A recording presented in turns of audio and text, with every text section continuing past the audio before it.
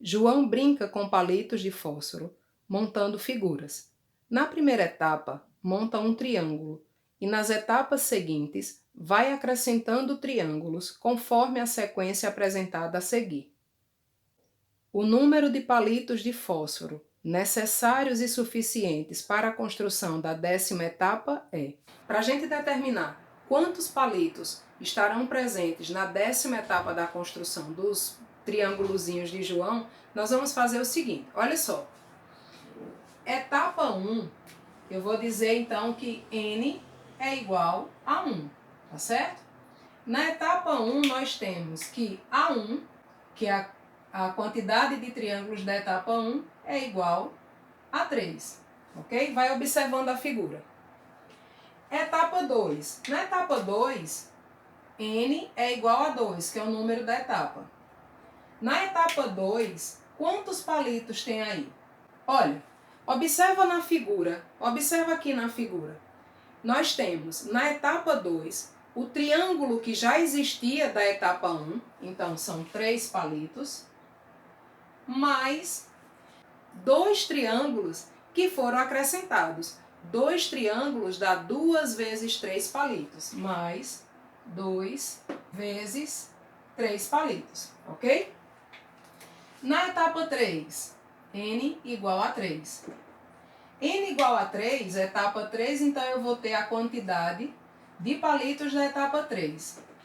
A quantidade de palitos da etapa 3 é igual ao que já tinha na etapa 2, 3 mais 2 vezes 3, mais quantos foram acrescentados? Mais 2 triângulos. Então vai ter mais 2 vezes 3, ok? Etapa 4, N é igual a 4. A 4 é tudo que tinha na etapa 3. Então, 3 mais 2 vezes 3 mais 2 vezes 3. Mais 2 triângulos que foram acrescentados. Então, mais 6 palitos, que eu vou escrever na forma 2 vezes 3. O raciocínio segue para a 5ª etapa e a gente quer saber, a 10ª etapa. Com essa representação aqui, a gente já consegue estabelecer o padrão. E como vem a ser esse padrão? Olha, esse padrão a gente percebe o seguinte. No A1 são 3 palitos, então eu vou ter 1 vezes 3. Na etapa 2 eu tenho 1 vezes 3 e 2 vezes 3. Então, na verdade, nós temos aqui 3 vezes 3 palitos. Na etapa 3, nós temos 1 vezes 3, 2 vezes 3 e 2 vezes 3. E a gente pode reescrever como 5 vezes 3 palitos. Na etapa 4, nós temos 1 vezes 3, 2 vezes 3, 2 vezes 3 e 2 vezes 3. Nós vamos ter 7 vezes 3. Então, a gente já enxerga aí que está havendo uma regularidade no aumento da quantidade de palitos, ok? Para n igual a 1, eu tenho 1. Para n igual a 2, tem 3 aqui. Para n igual a 3, eu tenho 5. Para n igual a 4, eu tenho 7. Então, a gente consegue perceber a seguinte relação. Olha, com esse padrão 1, 3, 5, 7, então certamente aqui eu teria 9 vezes 3, 11 vezes 3, a gente já consegue enxergar um padrão de construção. E esse padrão, ele é dado da seguinte forma, olha só. Para n igual a 1, eu vou ter 2 vezes 1 menos 1. 2 vezes 1, 2, menos 1, 1, tá aqui. Para n igual a 2, o coeficiente aqui é 3. Olha só, 2 vezes 2 para n igual a 2, 2 vezes 2, menos 1. De fato, dá 3. Para n igual a 3, a gente vai ter 2 vezes 3, menos 1. 2 vezes 3, 6, menos 1, 5. Para n igual a 4, a gente vai ter 2 vezes 4, menos 1. 2 vezes 4, 8, menos 1, 7. E aí, o que é que a gente já consegue observar? Que A N é a quantidade de triângulos na enésima etapa, na etapa que eu quiser determinar. Vai ser igual a 2 vezes N menos 1 vezes 3, ok? E aí a gente conclui. Se eu quero a 10ª etapa, então eu quero calcular o A10. Então, A10 é igual a 2 vezes 10 menos 1 vezes 3. A10 é igual a 20 menos 1 vezes 3. A10, 20 menos 1, 19, 19 vezes 3, 57. Ou seja, na 10ª etapa da construção dos triângulos de João, existem 57 palitos. Exercícios propostos, questão 4. Determine o 2/17º termo da progressão aritmética, cujo primeiro termo é 4 e cuja razão é 2. Então, para resolver essa questão, basta lembrar que qualquer termo a partir do segundo pode ser escrito em função de A1 e da razão. Aqui é só fazer o termo 2/17º, então o A 2017 é igual a A1 mais 2016 vezes a razão. O A 2017 é igual a A1, que é 4, mais 2016 vezes a razão, que é 2. Então, o A 2017 é igual a 4, mais 2016 vezes 2 dá 4.032. Então, o A 2017 é igual a 4.036. Exercícios propostos, questão 6. Os números 10, x, y, z, 70 estão em progressão aritmética nesta ordem. Quanto vale a soma x mais y mais z? Nós sabemos que esses números formam a PA 10x, y, z e 70. Lembra da história de Gauss, que Gauss percebeu que numa PA a soma dos termos equidistantes é sempre a mesma? Então, olha só. Aqui já está posto que o primeiro termo somado ao último é igual a 80. Beleza. E aí, com a ideia que nós temos, né, a partir da construção de Gauss, nós sabemos que x mais z são termos equidistantes aos extremos, então a soma também vai ser 80. Beleza. Nós sabemos também, por uma propriedade, que numa PA, a partir do segundo termo, qualquer termo é igual à média aritmética do seu antecessor e do seu sucessor. Sendo assim, olha o que é que a gente pode fazer. A gente vai entender então que y é igual à média aritmética do seu antecessor e o seu sucessor. Então, y é x mais z dividido por 2. X mais z a gente já sabe que é 80. 80 dividido por 2 é 40. Sendo assim, para determinar essa soma aqui que nós precisamos, olha o que é que nós vamos fazer. Daí, x mais y mais z é igual a... Gente, x mais z, nós vimos que é 80. O y, nós verificamos que é 40. Então, 80 mais 40 nos dá que a soma de x, y e z é 120. Sendo assim, o gabarito é a letra E. Exercícios propostos, questão 16. Uma progressão aritmética, PA, possui 17 termos, todos positivos.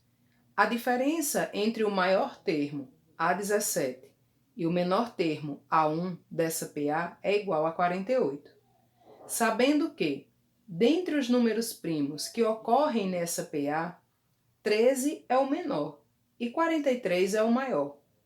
O valor de A1 mais A17 é... Lembre, nós precisamos determinar a soma de A1 com A17, sabendo que a diferença entre o maior e o menor termo dessa PA é 48. Lembra que numa PA, qualquer termo a partir do segundo termo pode ser escrito em função de A1 e da razão? Então é isso que a gente vai usar. Quem é A17? Bom, A17 vai ser A1 mais 16R menos A1, que é igual a 48. A1 positivo com A1 negativo corta, né?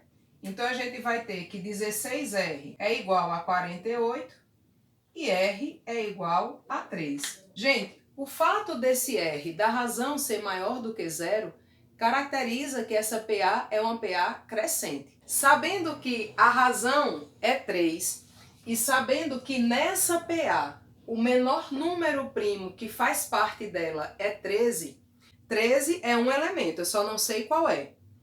Se eu sei que 13 é um elemento dessa PA, então o termo que antecede 13 é 13 menos 3, que 3 é a razão, é 10. 10 menos 3, 7. Opa! 7 é o número primo. E foi dito na questão que o menor número primo que compõe essa PA é 13. Então, aqui o que é que a gente conclui? Que o primeiro termo dessa PA é 10. O segundo é 13. O próximo, 13 mais 3, 16. Até o 17º termo. Que agora a gente já tem condição de determinar, porque eu conheço o primeiro termo e conheço a razão. Então, olha só. Quem é o A17? Bom, A17 é igual a A1 mais 16R. A17 é então A1, que é 10, mais 16 vezes R. Quanto é R? 3. Desse modo, A17 é igual a 16 vezes 3, 48, 48 mais 10, 58. A gente já sabe quem é A1, sabemos quem é A17, agora é só efetuar a soma. Logo, A1 mais A17 é igual a 10 mais 58, que dá 68, e o gabarito é a letra D. Exercícios propostos, questão 27. Em um grupo de crianças, certo número de bombons foi distribuído para cada uma em uma progressão aritmética crescente, da criança de menor estatura para a de maior estatura. Se colocarmos as crianças nessa ordem, perceberemos que a terceira criança ganhou 7 bombons e a oitava criança ganhou 17 bombons. Quantos bombons foram distribuídos? Olha, nós temos aqui uma PA crescente com 10 elementos, onde cada elemento seria uma criança. A questão nos diz que a terceira criança dessa fila ganhou 7 bombons, o A3, e que a oitava criança dessa fila ganhou exatamente 17 bombons. O que nós precisamos determinar é quantos bombons foram distribuídos entre essas 10 crianças, beleza? Então veja, nós conhecemos o A3 e o A8. Nós já sabemos que podemos relacionar esses dois termos da PA e a razão. Então vamos, veja. Se eu tenho A8 e A3, eu posso dizer que A8 é igual a A3 mais 5R. Isso aqui a gente já sabe de cor. A8 é 17, A3 é 7, mais 5R. Concorda comigo que 5R é igual a 10? E se 5R é igual a 10 é porque nós temos aí uma PA de razão igual a 2. O fato da razão ser 2 confirma o que foi dito no texto. É uma PA crescente. A PA ela é crescente sempre que a razão for maior do que zero. Para determinar a soma dos 10 primeiros termos, vamos ver o que é que a gente precisa? A soma dos 10 primeiros termos, nós precisamos saber quem é o primeiro, quem é o último, que nesse caso é a 10, vezes n, que é a quantidade de termos, dividido por 2. Esse n a gente já sabe também que é 10, né? Então, nós precisamos determinar quem é A1 e quem é A10. Para determinar o A1, eu vou utilizar A3, está mais próximo. A3 é igual a A1 mais 2R. A3 é 7, que é igual a A1 mais 2R. 2 vezes 2, 4. Isso implica que A1 é igual a 3. Ou seja, a primeira criança recebeu apenas 3 bombons. Vamos agora determinar quantos bombons a 10ª criança recebeu. Para isso eu vou utilizar uma relação entre a quantidade que a 8ª criança recebeu e a razão que já é conhecida. Então, A10 vai ser igual a A8 mais 2R. A10 é igual a A8, que é 17. 2R é 2 vezes R, que é 2 vezes 2, 4. O A10, a última criança dessa fila, recebeu 17 mais 4, 21 bombons. Pronto. Sabendo quem é o primeiro e quem é o último, isso já é suficiente para nós calcularmos a soma de todos os termos que compõem essa progressão. É só substituição. A soma dos 10 termos será igual a A1 é 3, A10, 21, N é 10, isso aqui dividido por 2. A soma dos 10 termos é igual a 3 mais 21 dá 24. 24 vezes 10 dividido por 2, 120 bombons. E o gabarito é a letra C. Exercícios propostos, questão 29. Ao saber que a esposa estava grávida, um homem passa a armazenar latas de leite no quarto do bebê, aguardando sua chegada. Porém, para ficar bem decorado, ele as junta formando uma pirâmide, em que, na fila superior, há uma lata, na segunda fila, 2 latas, na terceira fila, 3 e assim por diante, até a fila base. Se ele consegue formar exatamente 10 filas sem sobras de lata, quantas latas ele conseguiu juntar? Quem é da década de 80 certamente tem essa foto com as latinhas de leite empilhadas por trás. Olha só, minha gente. Se nós sabemos que na primeira fila é a fila do topo, tem uma lata, então eu vou considerar que na primeira fila é o termo A1 e A1 é igual a 1.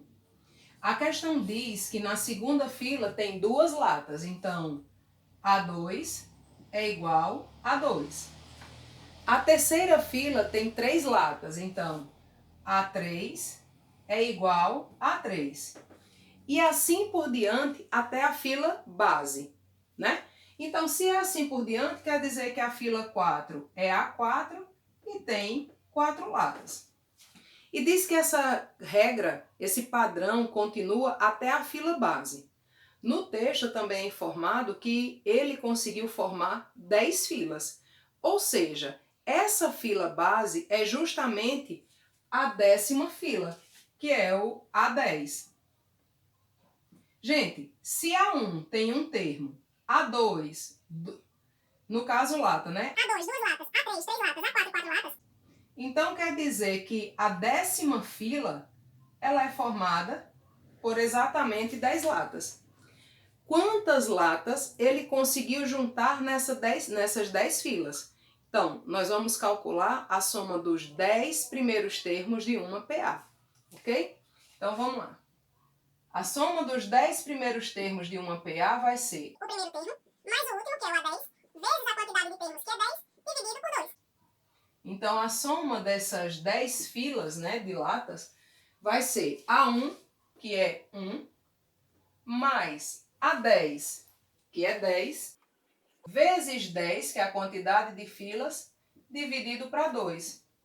Então, a soma, né, a quantidade de latas formada nessas 10 filas vai ser 1 mais 10, 11. 11 vezes 10, 110 dividido por 2, 55 latas. E aí o gabarito, ó, é a letra C.